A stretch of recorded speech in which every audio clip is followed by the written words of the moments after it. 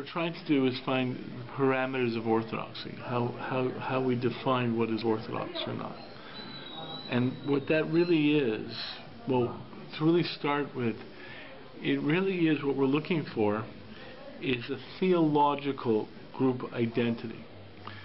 It was the religion of Orthodox Judaism didn't come out and say, oh, I'm going to define the religion of Orthodox Judaism. Where the religion of Orthodox Judaism comes is out of what you would call the theological group identity of Jewishness. Okay, so what happens is, I used this chart last week. Where is it here? Okay, I used this chart last week, where basically most people, like, what a group is, you have human beings and you have a group. So Jews think in a group of Jews and non-Jews. That's the group, Jews and non-Jews. But the fact is that Judaism also has another grouping. The other grouping is believers and non-believers. Okay? Practitioners, but let's call it believers and non-believers. Okay? Christians don't have that. Christians have that. The Christians and Islam has that division. When Islam talks about believers and infidels, Christianity also has that division between those people going to hell and those people going to heaven. Okay. However, we also have a division between believers and non-believers. It's nothing to do with not the division of Jewish and non-Jewish. It's believers and non-believers. Okay, and so therefore you have believing Jews and believing non-Jews, and you have non-believing Jews and non-believing non-Jews. Okay, and each one is a specific category. A non-believing non-Jew is usually referred to as an akum. Okay, akum. A non-believing that's a non-believing non-Jew. A non-believing Jew is usually referred to as a min, an apikairis, a heretic. Okay, but the fact is we have that categorization as well. The definition of Jew and non-Jew is one we all know about. We know the criteria of what it is to say you're Jewish or to say you're not Jewish, born to a Jewish mother or whatever. There is another criteria. There's another thing. And that is among Jews, there's a difference between believing Jews and non-believing Jews. Okay? And that's really the starting point here. What Orthodoxy is really saying is it is the category of believing Jews. That's what Orthodoxy is really saying. When you look at the parameters of Orthodoxy, what it's really saying is what are the parameters to say that you are a believing Jew?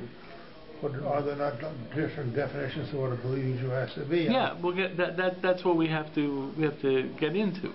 But we're just not now. Where this comes from, this idea of believing of a category called believing Jew and a category called non-believing Jew is really from a Mishnah in Chelik.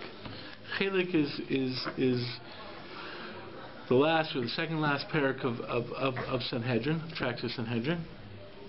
And the first Mishnah in Chelik begins, Kol Yisrael yesh lehem chelik olam haba. All of Israel has a part in the world to come, and then it gives some exceptions.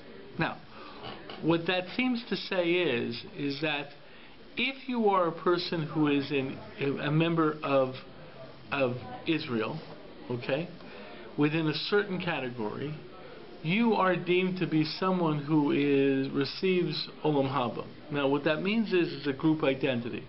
Olam Haba is usually a definition of a individual thing. Do you deserve Olam Haba? Do you not? It's like an individual judgment that Kodesh Baruch Hu does. Okay. There's a new judgment over here that says if you're part of the group called Israel, you get a segment of Olam Haba. And the way the Rambam says it is that it doesn't matter how many Averas you've done, doesn't matter if you are a member of this grouping called Israel, you get a section of Olam Haba. Okay. Which is no longer of your own individual. You may not individually deserve it, but because you're part of the group, you get it. However, if you're outside however, there are people who are deemed to lose their status theologically of being a member of the group. So it's not just a definition of Israel that you're born to a Jewish mother. That's what makes you part of Klal Yisrael here on earth. But in terms of this definition, it's saying of the people who belong to the group of Klal Yisrael, who were born to a Jewish mother, you can be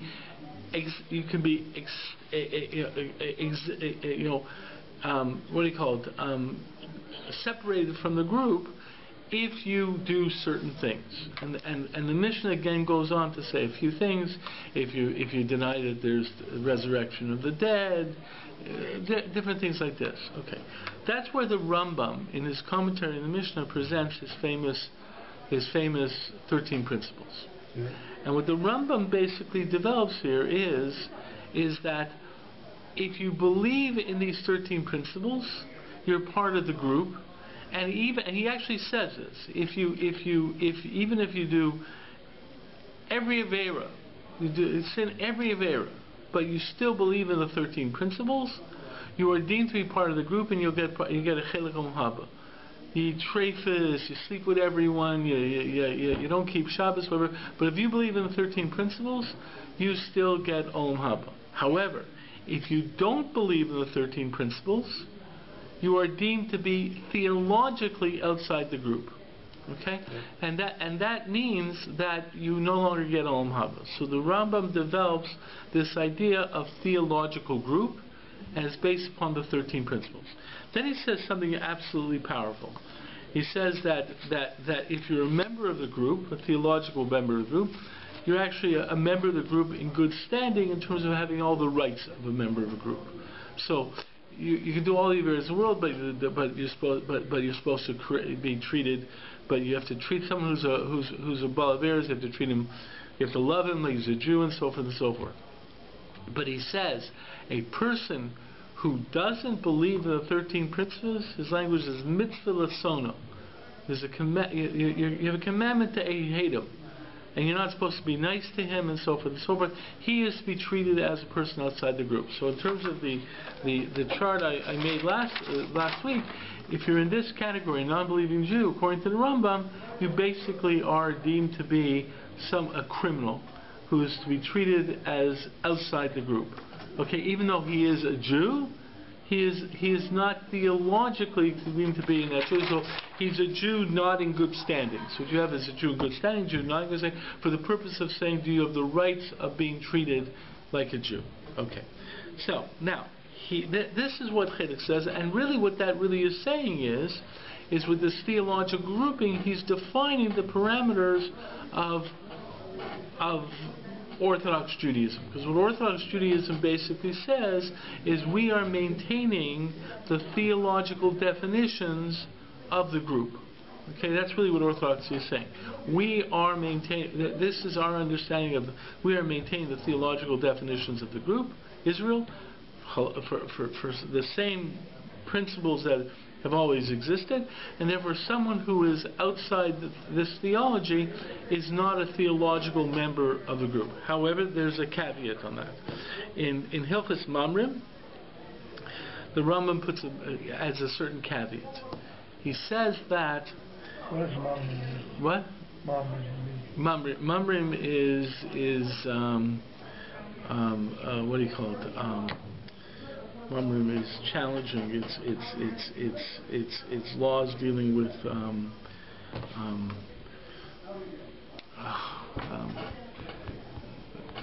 conflict, like challenging conflict, something like that. Okay, so what he says in Hilchos Mamrim, he says that the commandment to hate someone who's not a Jew in good standing, or is only applies to someone who is culpable for that lack of faith. In other words, you have to say that he did something wrong in maintaining this incorrect faith position. However, if he was born that way, if he was brought up that way, he was taught that way, then he's not deemed to be culpable for having incorrect beliefs. And the Rambam says there's no mitzvah to hate that such a person. In fact, you should be aware of him and bring him back to Judaism. Okay, that's a famous statement in the Rambam.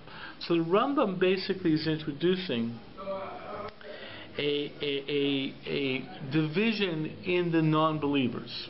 Okay, so he's basically saying that there are non-believing Jews, and there are those who are actively non-believers. In other words, they are deemed to be individuals who are culpable for not believing.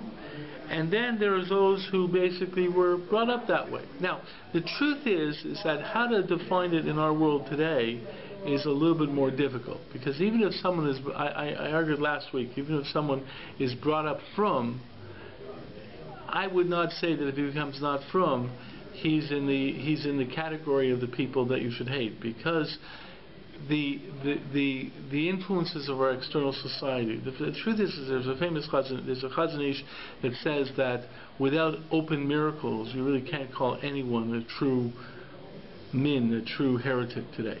There's no real way of proving, the faith. And nowadays, also with the influences in the world around, you can be brought up in Satmar, but the challenges and the ideas and so forth in the world around. You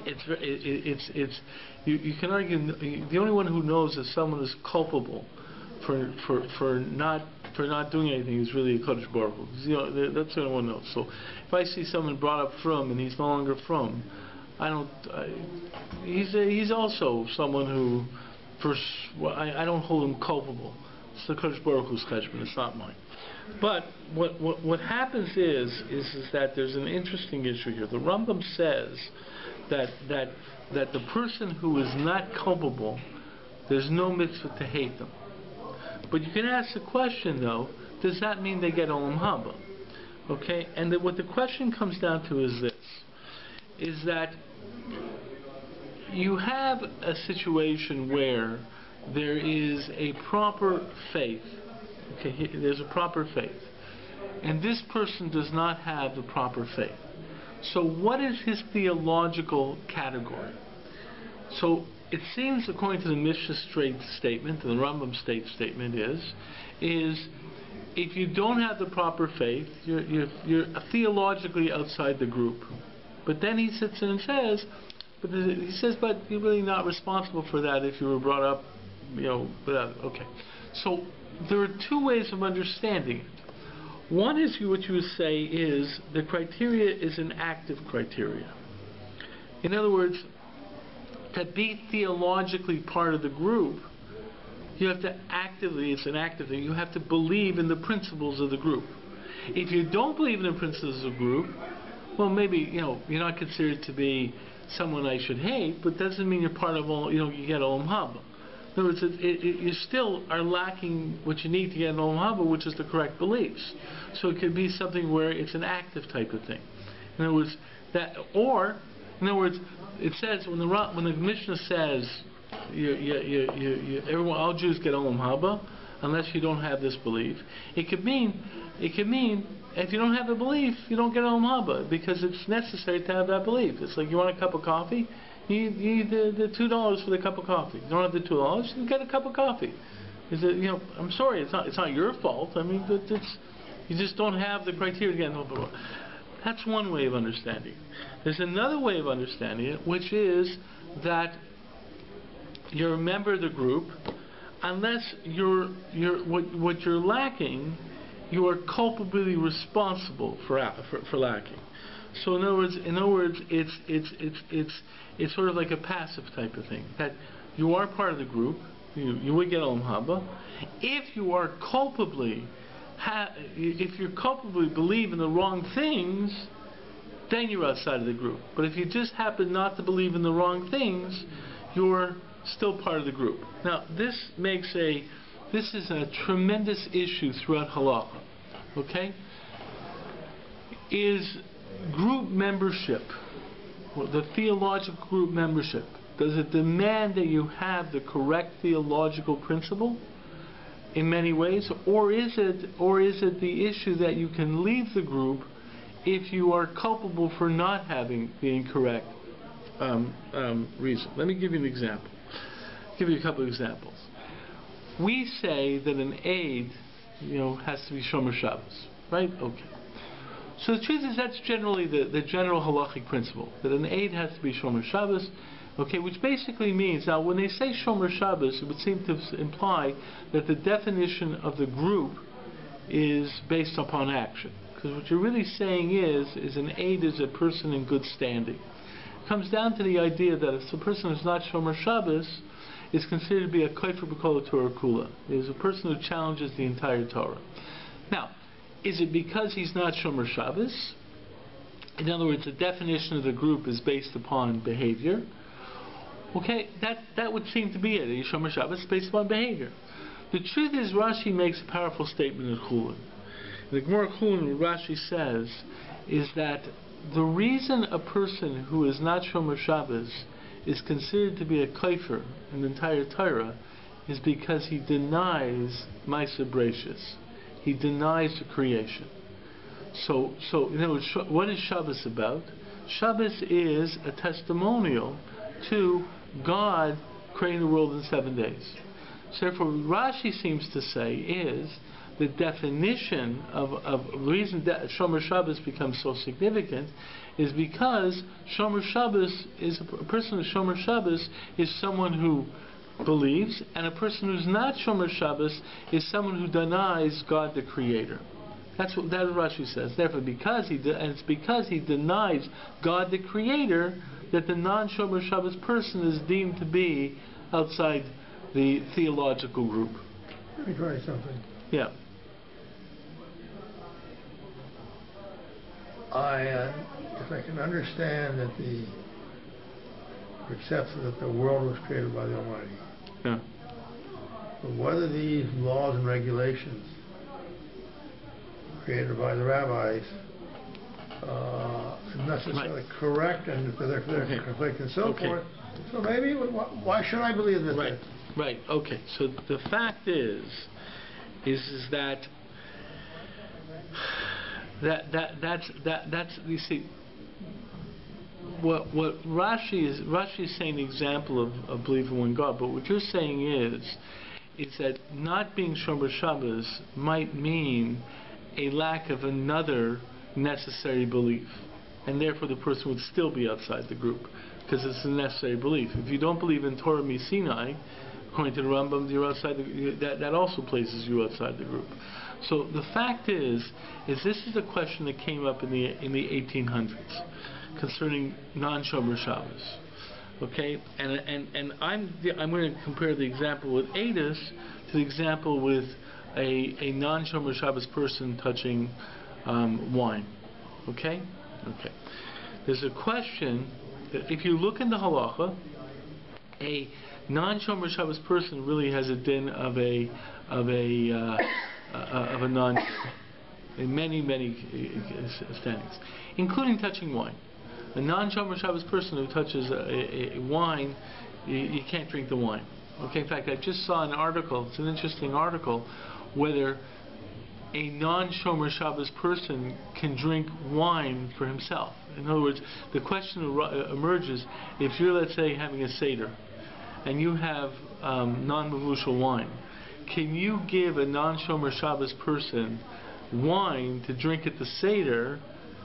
Because once he touches it, the wine becomes usher. Okay, even though he's the one who's drinking himself. That's an article I just saw. I saw it. I wanted to read it, but I didn't read it yet. But the fact is that the question emerges like this.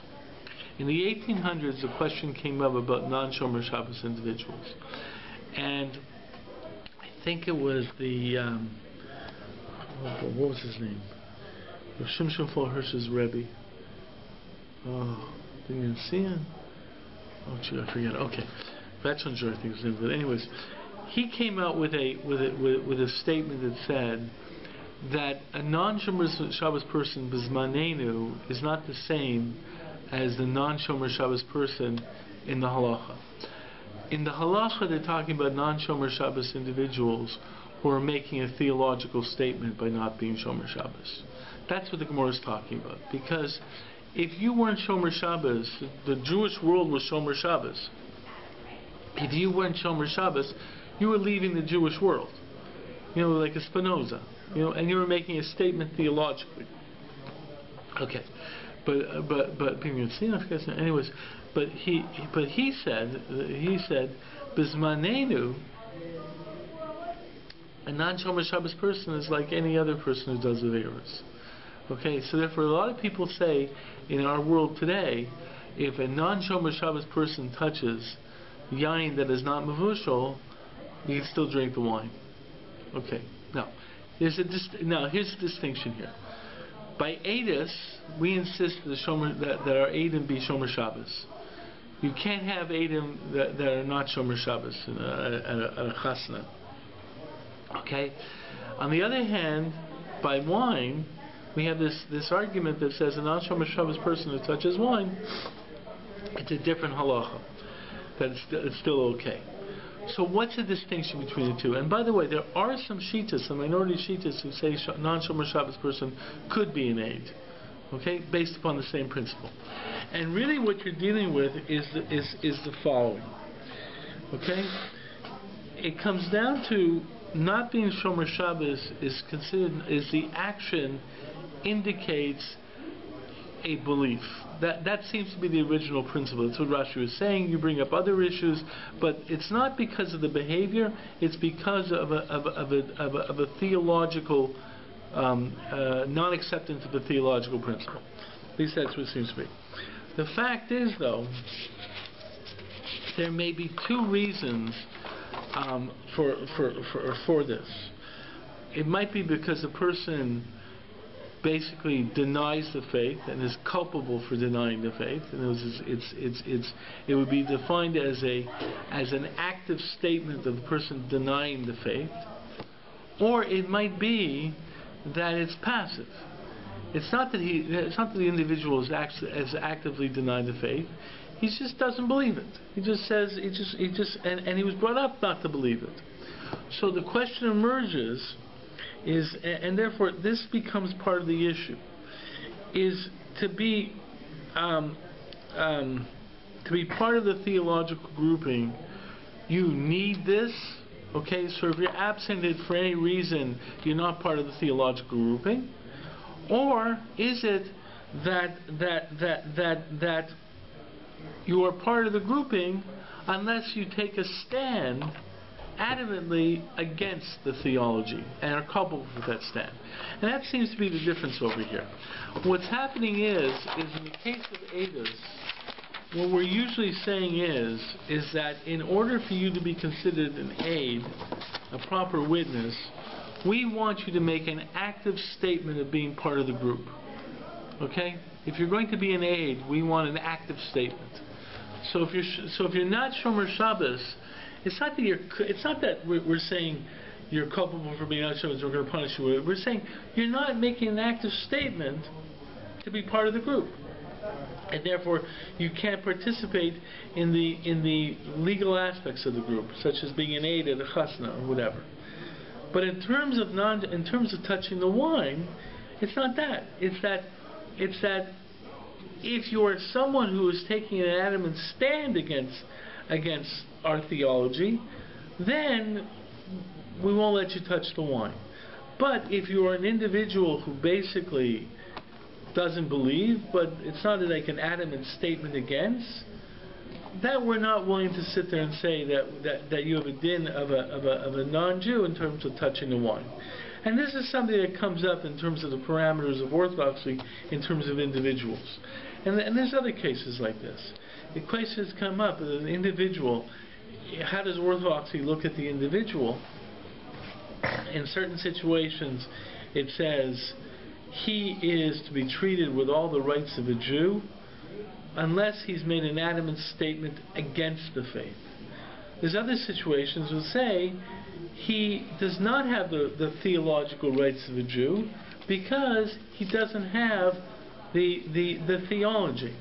I'll give you another example. An example comes up by Ramosha. Ramosha Feinstein has a question of whether you can say Amen to the bracha of a conservative Reform rabbi. Okay, it's a little bit of a controversial issue and so forth and so forth. But Ramosha says the problem is when the Reform rabbi says a bracha, or let's say a reconstructionist or a atheistic rabbi says a bracha. Okay, so when he says Baruch Atah Hashem, he says Hashem. He doesn't believe in God. Or Ramosha says his understanding of God is very different than my understanding of God. It may be his Aristotelian understanding of God. So when he says Baruch Atah Hashem, it's not my definition of God. Therefore, it loses its power of being a bracha. Now there are questions on this. I'm not going to get into the issue of the questions on this. But Ramosha is saying that a bracha only works, or you only have to answer Amen to a bracha if the bracha is said to a Kadosh Baruch Hu, right? So if someone, let's say, I'll give you an example. I've been asked this question.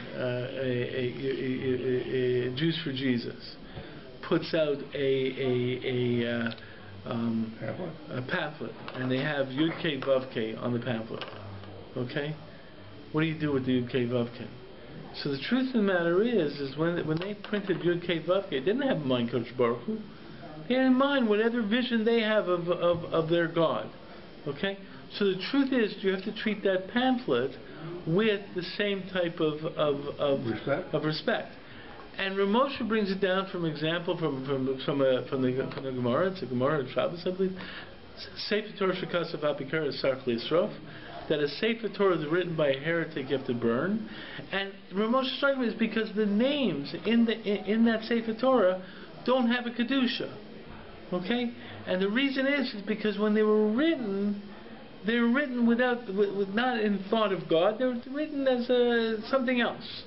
Okay, so the point is, Ramosha says that applies to brachas as well. Now, as I said, there's issues with learning this through in Ramosha, but the fact is what he's trying to say is, and it's not so simple in how you'd use this universally. You basically, in most situations, if you come across Yud Kei Vav Kei, and you don't know who wrote it and so forth, you bury it. You don't have to go.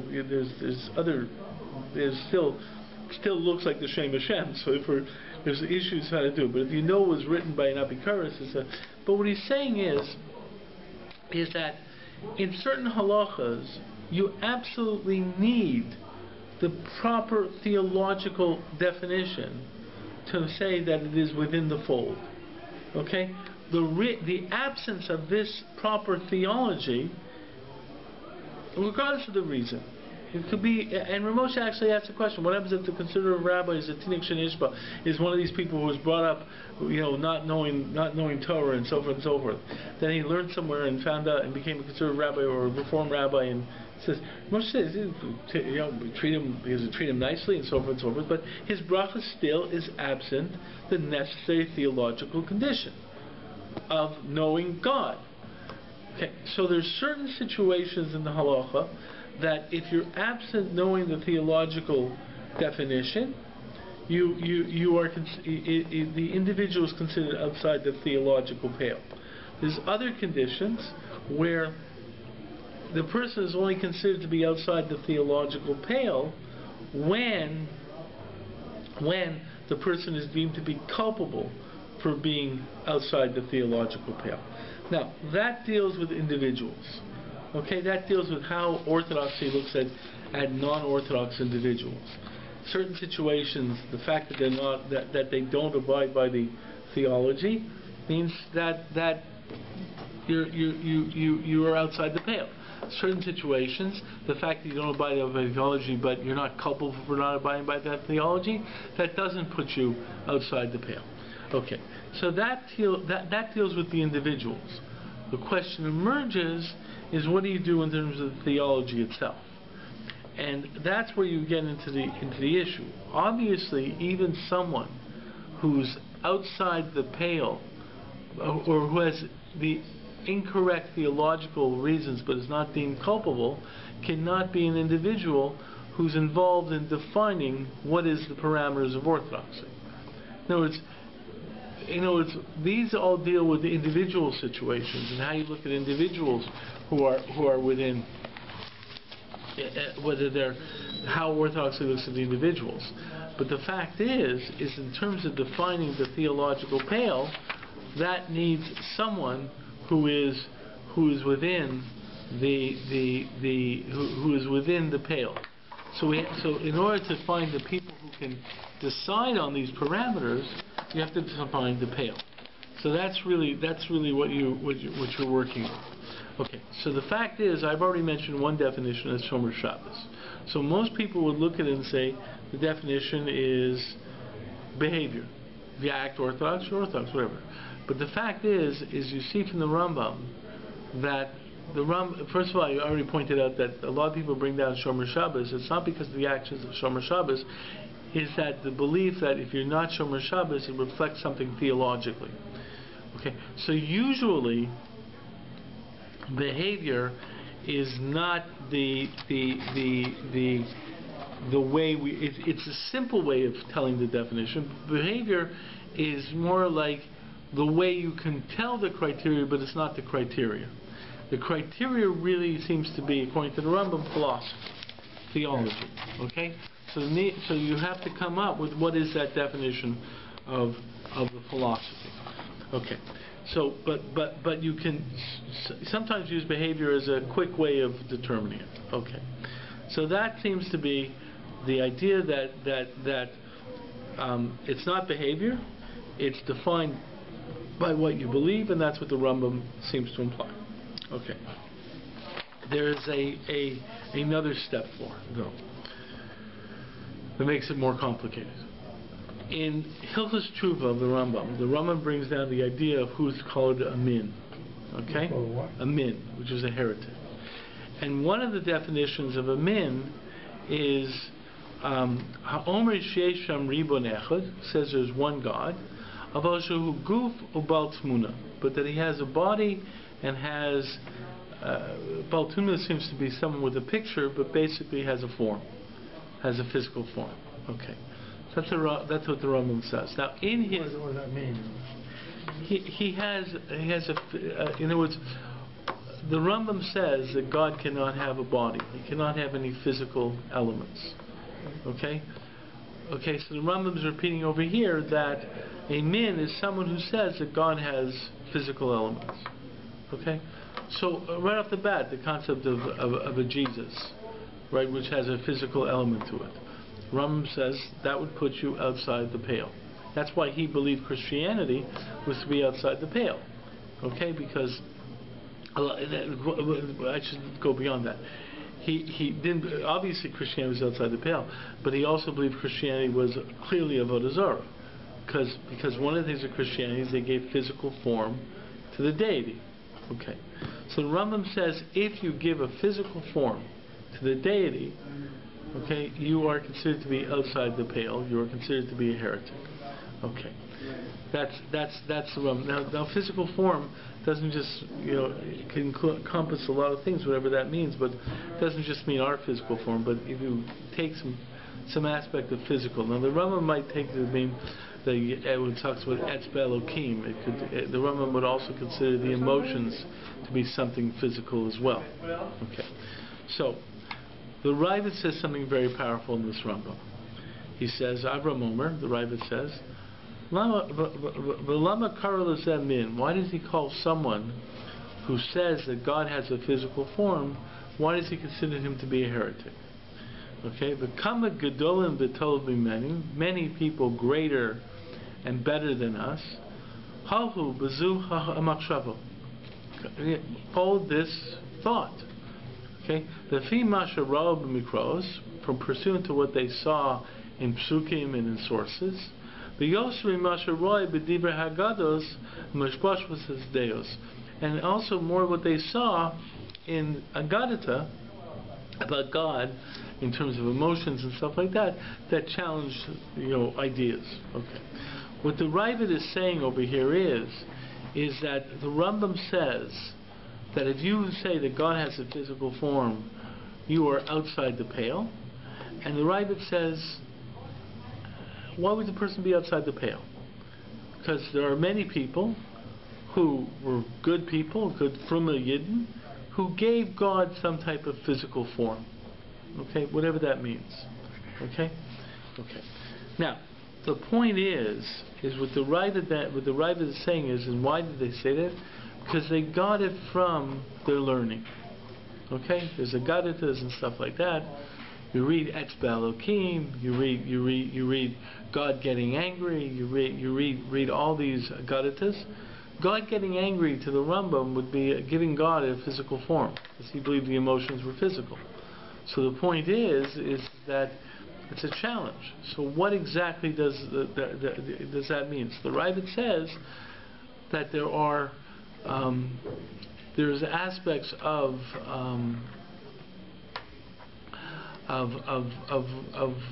God. There's God that seems to have some aspects of what we would call the broadest form of physicality, and you can't consider someone who has this opinion to be outside the pale because we have sources to support them in terms of their learning. So what the Rabbi seems to be saying here is that he's challenging the Rambam. The Rambam has come down to a philosophical definition of what defines the pale. It's based on theology. It's not action, it's theology. Okay? The Rabbi is saying no. It's based upon learning. Okay? If you come to a conclusion based upon your learning and you've applied certain principles of learning, then you have to be deemed to be part of the pale. Okay. Now this leads into a fascinating statement in terms of the place of learning within Jewish thought.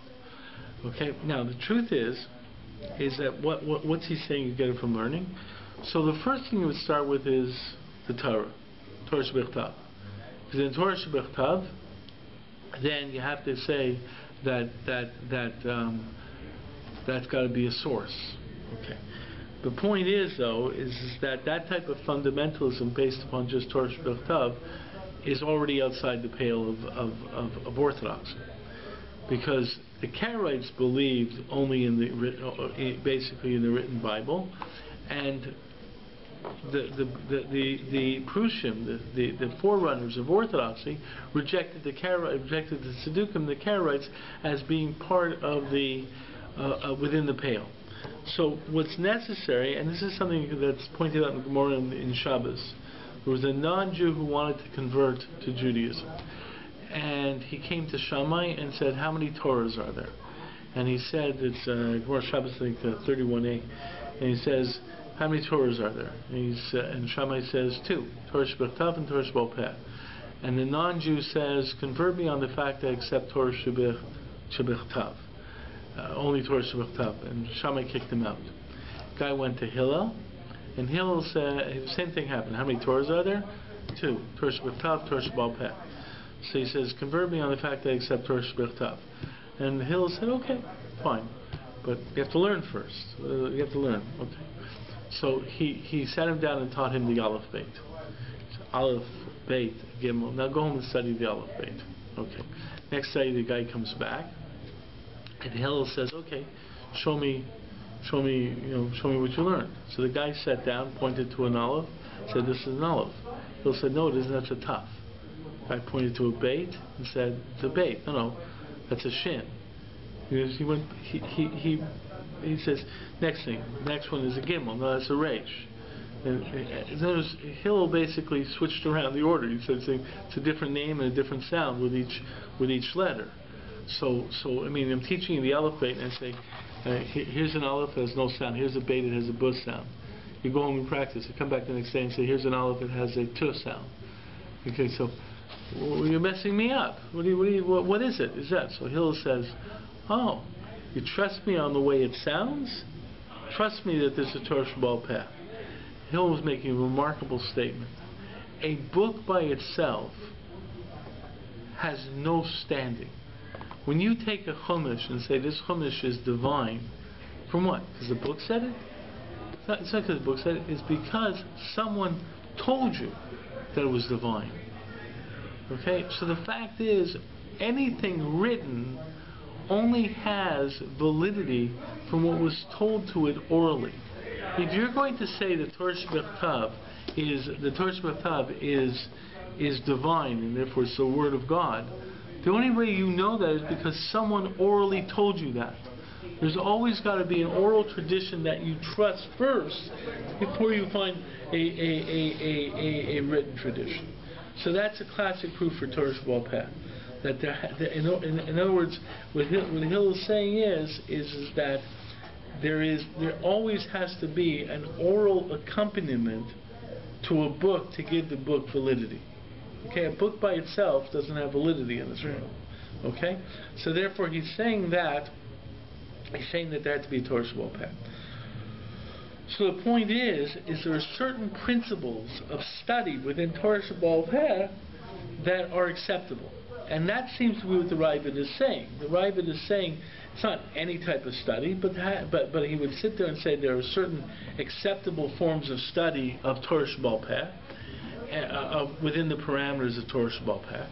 And if you apply that methodology of study, your conclusions have to be considered to be within the pale. So he's introducing a concept contrary to the Rambam. Well, not totally contrary to the Rambam, but he's introducing another concept. Okay, so we have three things. Behavior. No, behavior is not a way of defining the pale, the parameters. Belief. Okay, the Rambam says belief. You have to have belief, and that seems to be what the Gemara in the Mishnah in Chelek is saying.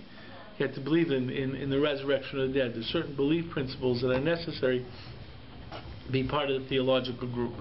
The Rabbi is now raising a further issue and saying, wait a second. It's not just the theology, it's the study.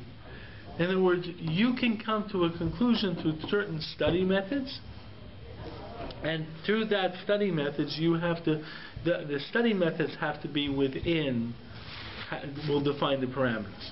And that's really, and Rav Moshe Feinstein in his Igros Moshe, his introduction to Igros Moshe, basically, in a certain way, presents a similar idea, that the essence of Judaism is the methodology. So much of Judaism is the study of Torah, and you come up with new ideas and new analysis and so forth and so forth. So really, what defines you within whether you're acceptable forms of study is really the methodology used in that study. And this comes into issues like psak. The issue in a lot of cases of psak is not the conclusion itself, it's the methodology you use in determining the conclusion. Okay? So that what would be an orthodox psak and what would be a conservative psak, a lot of it has to do with what the rules that are being applied in coming to that conclusion. And therefore, and what defines the parameters on one thing is the methodology of how you came to the conclusion, which is an outgrowth of how you study. Okay, so this is a further state that the Rambam is saying it's based upon the philosophy. Rabbi is saying it's based upon the methodology of analysis. What makes the methodology of analysis, which would include the methodology of psak, within the pale, and that's really what is going on over here. Now, the reason this becomes such a powerful issue is because once you bring in the concept of methodology and that kind of analysis, you are left with the fact that machlokas and disagreement is inherently part of orthodoxy. So the question is the fact that two people disagree, that's acceptable with orthodoxy. We expect people to disagree within orthodoxy. So the question exists is what methodology, okay, yielding a form of a position with which you disagree, puts that disagreeable position outside of orthodoxy. And that's what it really comes down to. And the reason it's such a difficult thing is because in a world where there's machlokas in every possibility, like I'll tell you, there's machlokas in, for example, even in thought. The Rabbi disagrees with the Rambam. Okay, we have this. This book over here, Mark Shapiro's The Limits of Orthodox Theology, presents all these disagreements in the Rambam's 13 principles. The question comes down to, what do you have to hold today in terms of belief across these different positions? So Rabbi Bleich writes that now we're bound to the Rambam's 13 definitions. On the other hand, though, this was one of the major issues in the Slifkin affair, where Slifkin held a position that was clearly in certain Rishonim. People said, you can't have that position anymore. There's been a psak that says you can't hold that position anymore. And Rabbi Slifkin said, no, I can hold that. Those rules of psak that limit what I'm allowed to accept don't apply to belief issues. And that became another disagreement. So the issue is not whether you disagree with Rabbi Slifkin's position in terms of evolution or the views of science that he had. The issue was, is whether his position, right, is more than disagreeable. His position is not tenable within the parameters of the faith anymore, and that comes down to how do you make analysis. What it really came down to was whether there was the variance opinion that once existed can still exist, and it all comes down to this issue of psak and psak in philosophy. So in many ways, the fact that Judaism has so many variant opinions creates the idea of what variant opinions are acceptable within the pale and what variant opinions are not acceptable within the pale, which comes down to, in the end, to a discussion of how study and the parameters of study, and what still is acceptable within those parameters of study. The Rabbi's argument against the Rambam, and this further argument of the movement of halacha over the ages, and that's really where we have to deal with now. You can't define someone outside the pale by behavior. You can't sit there and say that person does A, then by definition he's outside the pale. What you're really saying is, if that person does A, the methodologies accepted to do A today is pursuant to certain principles to certain methodologies in halacha or psak or whatever, or certain beliefs or certain ideas, and that methodology is no longer is not an acceptable methodology within the parameters. So what you're left with is, in many ways, you do have people who try to define orthodoxy by behavior. You have people who try to define orthodoxy by belief. They're all factors, but the big issue of really defining orthodoxy is the methodology of making decisions, given the fact that there are going to be disagreements. And that's what we have to look at. And that's really what's going to touch upon a lot of the issues today with women and Judaism and so forth and so forth. Is that methodology of coming to that kind of conclusion acceptable methodology within Orthodoxy? Okay? Okay. It sort of brings back, though, one of my concerns. You have conflicts over something that's given. There's a belief. I don't know a good example of that. And somebody would say, yes, you can accept that, or you can believe that, or no, you can't for whatever reason. Mm-hmm. I don't. There may be a couple of different reasons, why people come to those conclusions. But I find it very difficult to believe that somebody says they're both true. They may be both well-intentioned. The fact is that in many ways it's not the final conclusion of correctness. It's really the question of whether the process is an acceptable process. Right. And in many ways a lot of people have difficulties with that because you're expecting more definite conclusions. But the fact is, I just said to someone today, If you look at this week's parsha and Parshas Yitro,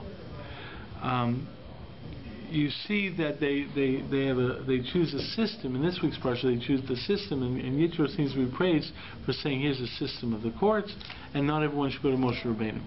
Later on, Bet Chanan, it seems to be that the fact that they did this is not looked upon so positively. In a certain way, has a lot to do with how you value the process of autonomy and individual decision making. If you want the absolute right answer, okay, or the best chance of getting the right answer, the best way of doing it is by getting the best person to make that decision. So, if you want the absolute best answer, you want to go to Moshe Rabbeinu. But if you value individual autonomy and that individuals should consider thinking and working through things, you want to give people who may not be the best the opportunity to be decision makers. And therefore, in a certain way, what happens in this week's parsha with the establishment of the court system, while it had practical benefits, was also a statement that we want people to have a certain amount of ability to think through things and come to conclusions. The more you value autonomy, the more you're also going to have to value democracy. Okay? In other words, individual, I have to allow you to make a decision, and in certain ways I have to be more tolerant of your decisions if I'm going to value it. If I have the right answer, okay, and I say, listen, I like to make decisions, but you better get my right answer, I'm not going to be promoting you becoming a decision maker. If I'm going to promote you becoming a decision maker, I have to have a little flexibility in what I would accept as the right answer. And that's an aspect of what happens in the process of development. In a certain way, the halachic system, which promotes the decision making, the analysis of each individual, basically, from my perspective, has a very broad acceptance of what's acceptable.